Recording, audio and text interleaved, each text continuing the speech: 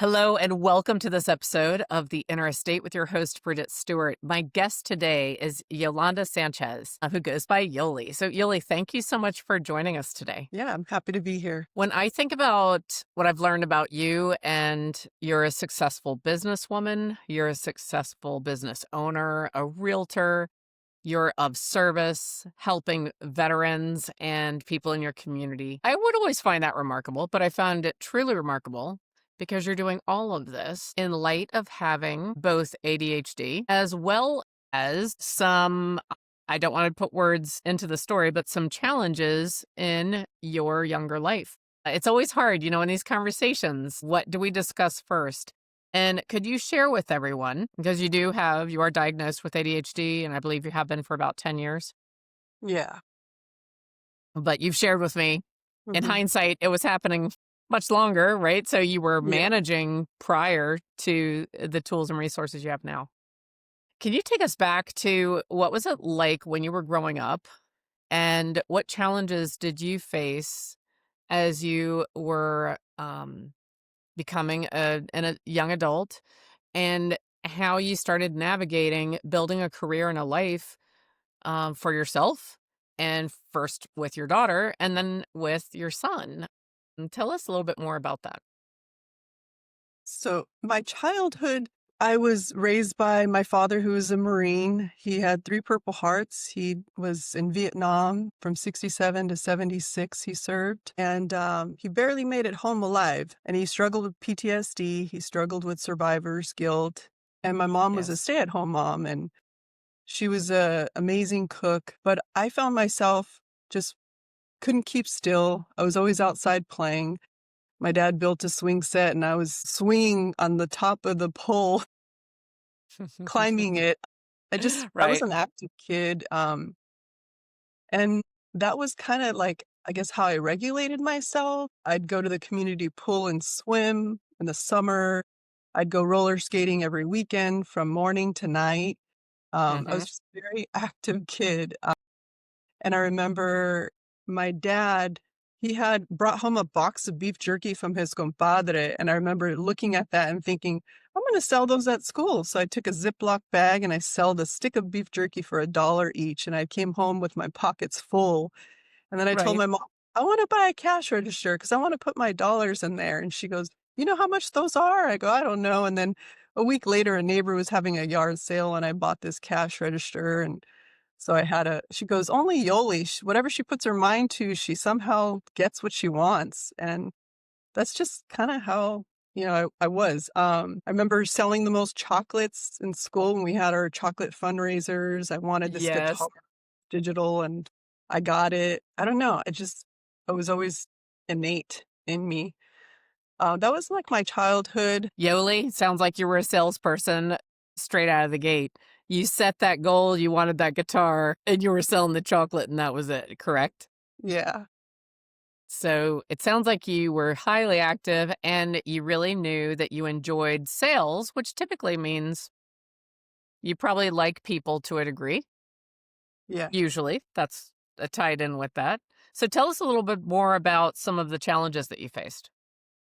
Yeah, my parents were alcoholics. I see how that's how they coped with, their I call it the battlefield of life. My mom had a rough, abusive childhood and adulthood, and my father being in war, losing his best friend, the first 2 months they were in Vietnam. They went to high school together, they played football together. At 18, they decided to join the Marine Corps together, and his best friend died the first 2 months they were there. That's awful. So, yeah, my dad and my mom were alcoholics. That's kinda how they coped with the pain they endured in life, and me growing up through that, I just kinda always wanted to be outside playing. That's kinda how I coped living through that. Love my parents, they did the best they could. One thing that was difficult was just they struggled financially, and then we moved a lot.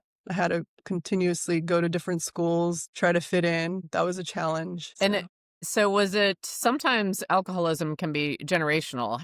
Is that something that they possibly saw older generations in the family had also coped with the challenges they were facing, relying on alcohol? Yeah, so my mom's family ran throughout her family. She had 2 brothers that died before the age of 28, of Wow. cirrhosis of the liver. Yeah, Wow. so it's an ongoing, generational problem, and, I became aware of it at a young age, and I remember telling myself, like, "I don't ever wanna lose control. I don't ever wanna Mhm. have, like, a substance control me." I just saw how it affected them and living through that. I ended up marrying an alcoholic, not realizing it. I Mhm. think I kinda realized it, and then I remember after years of it, couple DUIs that he had gotten, and, one day I just said, "You know what? As a kid, I had to live with this, but as an adult, I feel like I don't have to." So, it kinda just pushed me more into, my drive into basically getting a business to sustain and provide for my kids and I. And so, yeah, I was Right. able to get a divorce after 20 years with the same man. Mhm. Just decided, "You know what? I can't live like that anymore." And then just myself was like, "You know what? This alcohol, it really ruins lives," you know? And, I just stand firm on, trying to stay in control of my life and provide a steady, consistent home for my kids, something I didn't have, a steady home, Mhm. and just clear-minded, important, and just trying Did you to. yourself ever struggle with that, or were you so like, the was it imprinted on your mind that that was not gonna be for you, so you did not have an issue with alcoholism yourself? I would test myself. When I was married, he was a DJ, and we'd go and he'd DJ, and, I remember testing myself and saying, "You know what? Tonight, I'm not gonna drink, and I'm gonna see if I can have a Mhm. good time," and I would. I was like, "Okay, I don't have that addiction." So Right. I would continuously test myself, and then I'm like, "Okay, I'm in control." So you So I successfully just. stopped a multi-generational cycle. Yeah, You were the yeah, one so many people have that desire. I'm sure there's probably someone listening to this right now, listening to us talk, and they want to be the one. They wanna be the one in the family that is going to break that chain, and it sounds like you did that. How yeah. important is that how important is that for you? How proud are you of that? I'm pretty proud.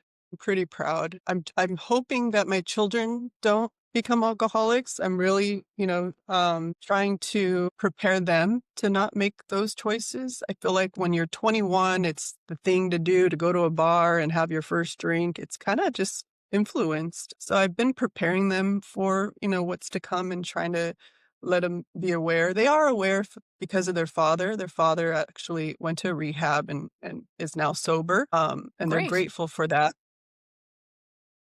That's So that's they a got. gift. That's a Yeah, blessing for your children it is.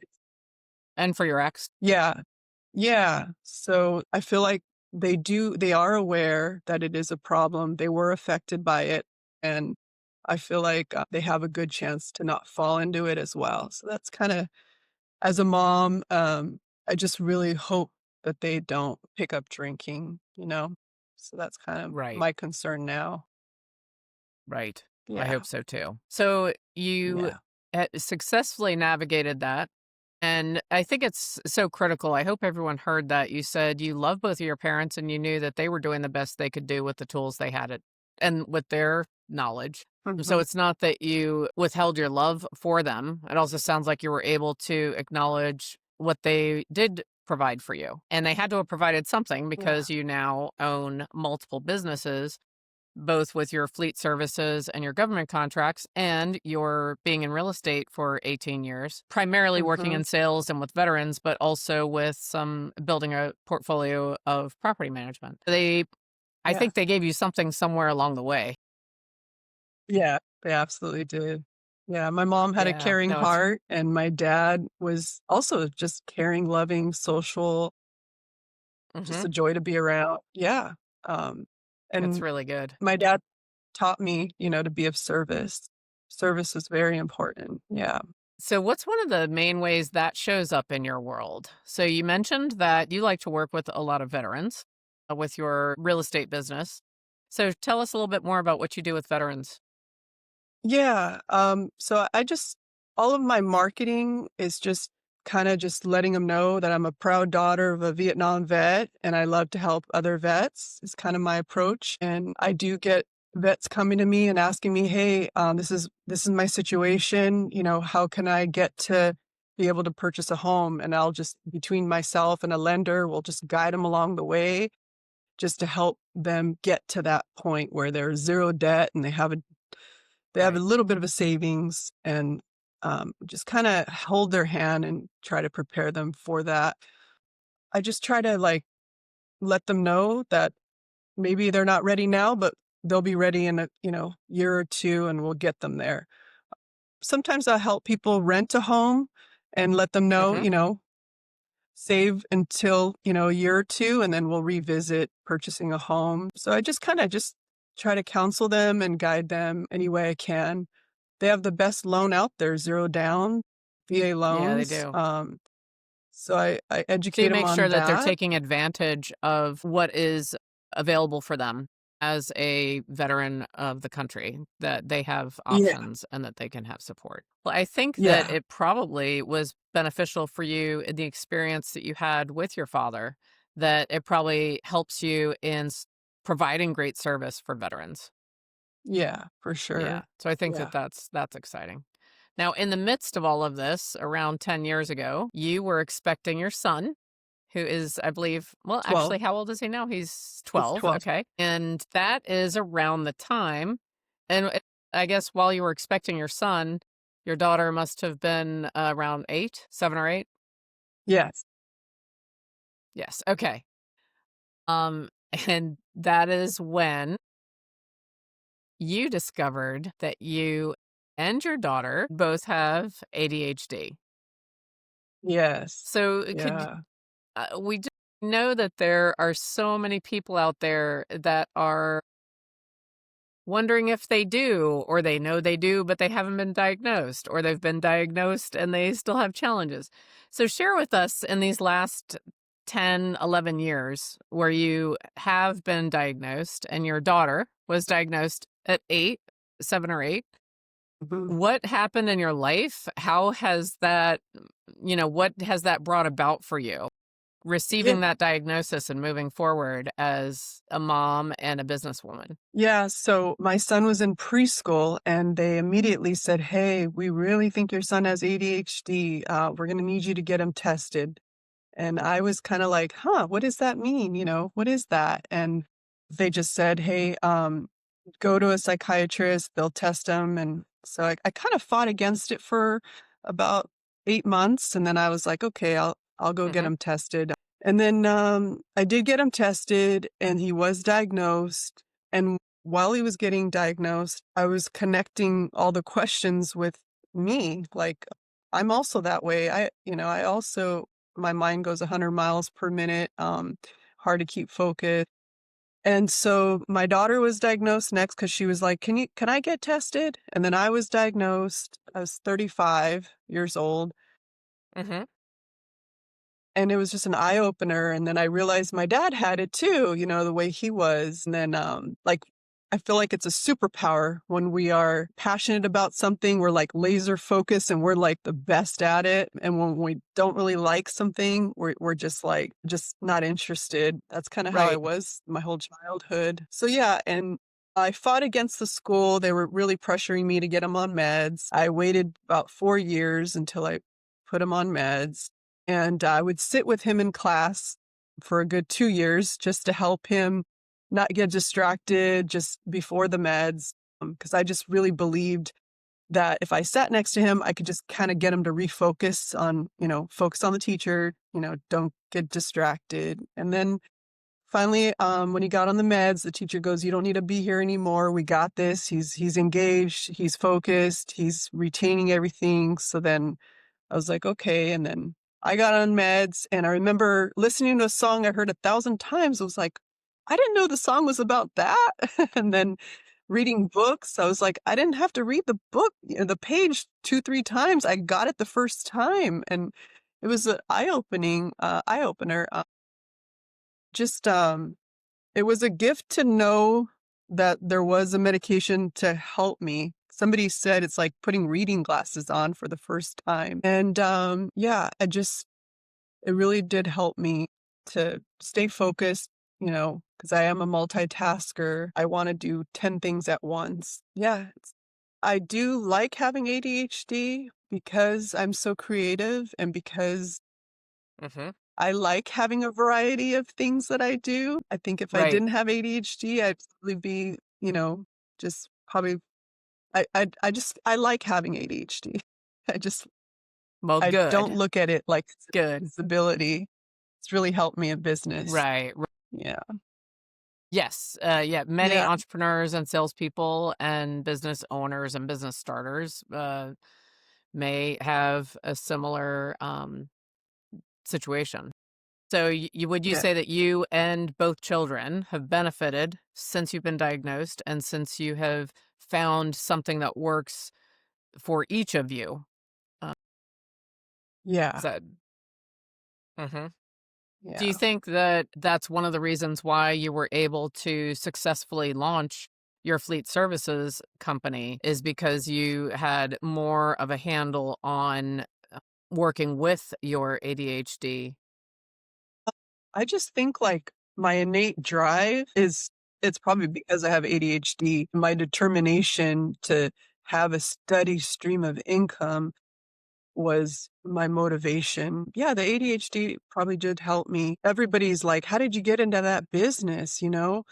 Never heard of that. And I met somebody who was doing it, and I was all about like owning your own business, being your own boss. Right. And so that was what appealed to me. And of course, low competition. And yeah, it's once you get a contract and it's locked in for 8 years, that was a sense of security for me. Yeah, when those 8 years are up, I do have to rebid and I may or may not get the contract again. But Mhm. at least those 8 years felt like, um, hey, I got something to get me going. But yeah, I just didn't like the inconsistency of the real estate income, Mhm. having two kids and having to pay a mortgage and this business totally up my alley for being able to manage. And yeah, yeah. So, Yoli, what advice would you give to someone who may be dissatisfied with their consistency or their level of income? Or they may be in an education program and they already know they don't like it. Like, how do you make those tough decisions? What would you recommend if someone's listening and they're feeling dissatisfied in either of those areas? What's a step they could take right now? I call it mind mapping. You get a piece of paper and pencil, you write in the Hmm. center your name, and then you draw out other little circles and you put all the things that interest you. You put your mind in fantasy world. If I could do Hmm. anything, these are the things that interest me. You could put down what hobbies you're interested in. Just use your imagination, make it playful and then try to narrow down from there. Okay, now out of all of these things that interest me, which ones can I actually make some income off of? Okay, I can make some income off of this and this and this, and then narrow it down to taking action steps, researching, use Chat GPT. How could what steps do I need to take to get this going, to get this ball rolling? I think it all starts with our passions to tap into Yes. and then that'll lead you to something that you'll enjoy. And sometimes you might have to struggle for a little bit until that ball gets rolling. Sometimes you might need to keep your full-time job and save some money before you can make an investment in yourself to pivot.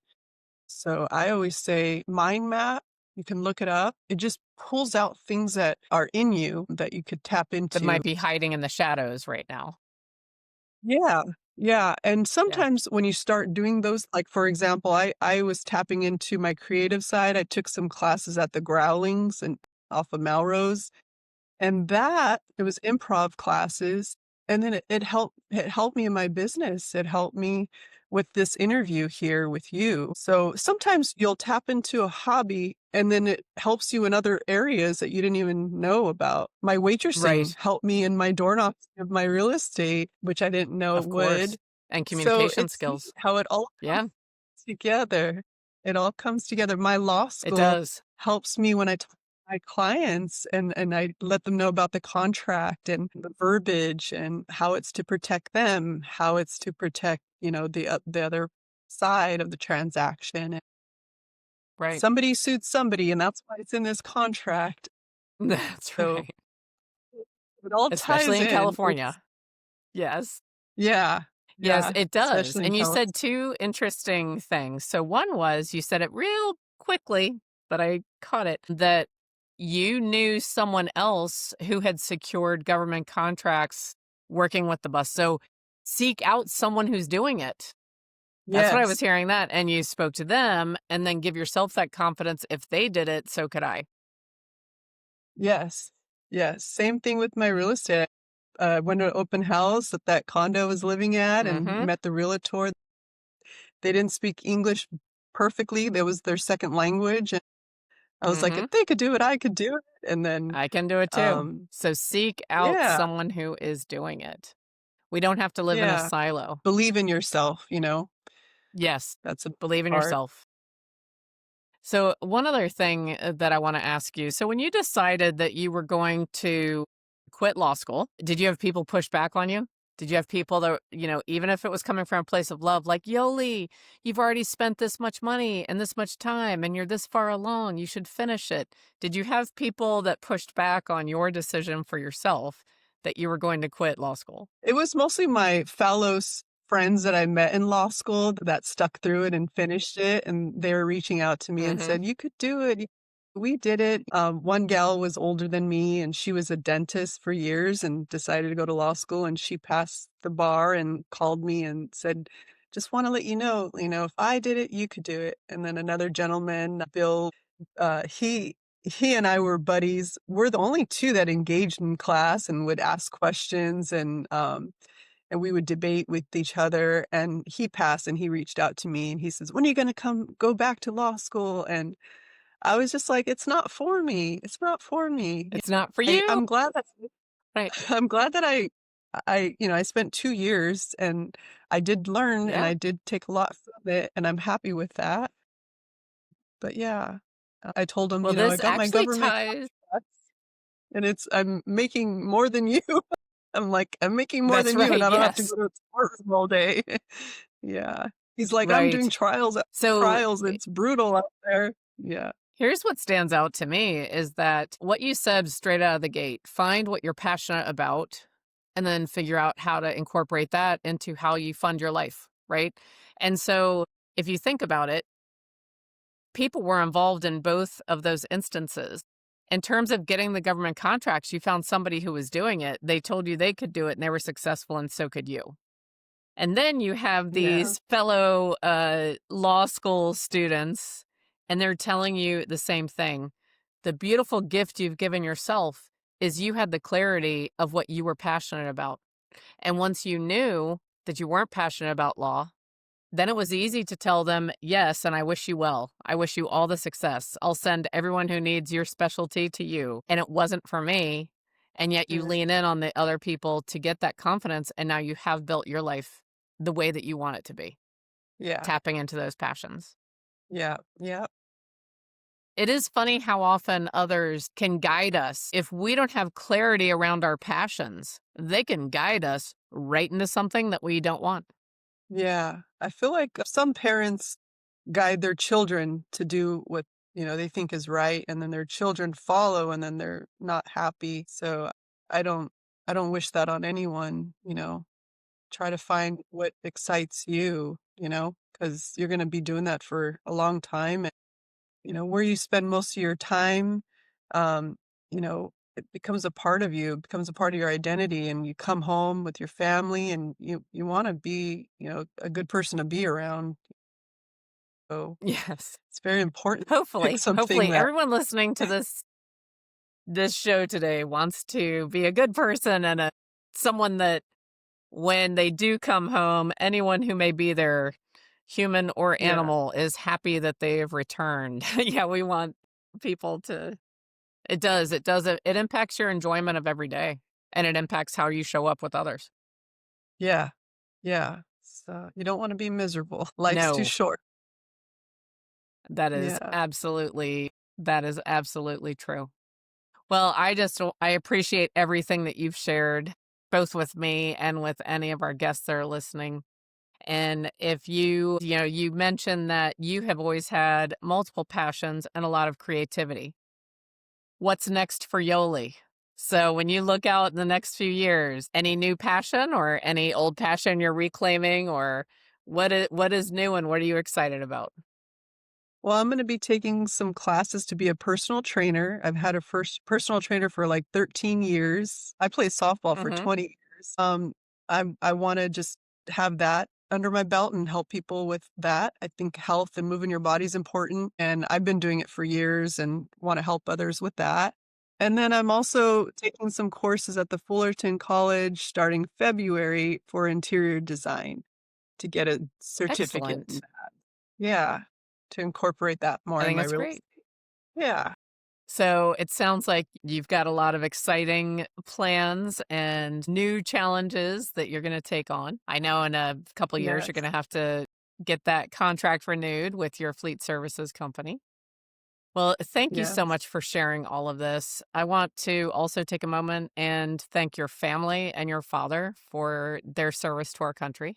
Well, And I wish you all the best with especially everything that you're doing that provides for you and your family. So it's really it's beautiful, and I'm really glad that you have uncovered your passions. thank If you. you are listening to this show, I wish the same for you. Discover those passions, get into action, make it happen, and believe in yourself. Join us again for the next episode of The Inner Estate. Thank you and have a great day.